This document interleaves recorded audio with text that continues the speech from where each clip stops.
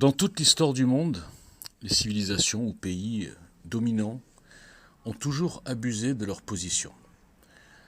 Abusé de leur position justement de domination et ont fait des saloperies au sens large pour tenter de garder cette position.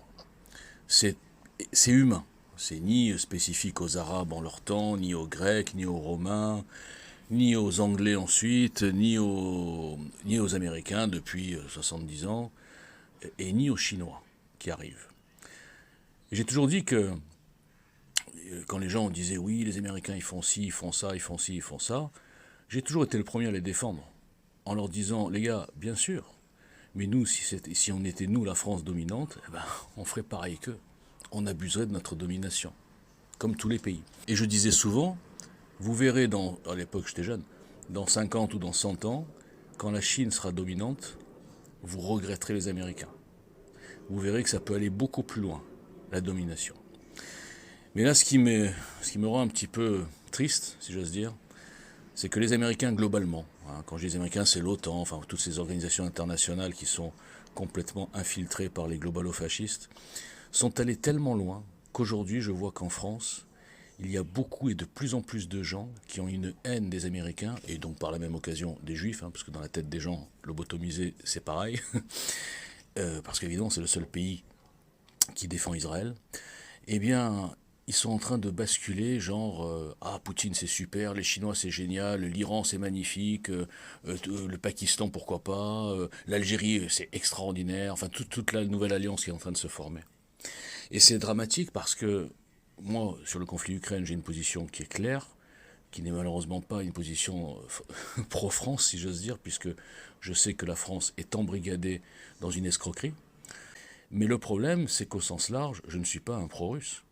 Parce que tous ces gens qui, aujourd'hui, contestent, ils ont raison d'ailleurs, le psychopathe qu'on a à la tête de l'État et toute la caste de corrompus, eh bien, s'ils étaient en Russie, ils feraient pareil avec Poutine et sa caste. Parce qu'ils vivent pas en Russie, les mecs. Ni moi d'ailleurs. Ils vivent encore moins en Chine. Ils comprendraient ce que c'est qu'une vraie dictature. Et là, j'ose le dire. Dictature affirmée. Ici, c'est une fausse démocratie qui ressemble de plus en plus à une dictature. Mais c'est encore light par rapport à ce qui peut nous attendre si on n'arrive pas à se réveiller. Donc moi, je suis malheureux de voir que, qu'on le veuille ou non, les Américains sont venus 2 fois nous sauver. Alors bien sûr que les Russes ont fait leur grosse part du boulot, contre les nazis notamment. Évidemment qu'ils ne sont pas venus pour nos beaux yeux. Évidemment qu'ils ont essayé de nous rendre le 52e État, si j'ose dire, et que De Gaulle a fait en sorte que ça ne se passe pas. Mais comme tous les pays, vous croyez qu'il y a un seul pays qui va gratuitement, sans espérer quelque chose derrière, qui va s'engager dans un conflit qui n'est pas sur son territoire? Ça s'appelle du pragmatisme.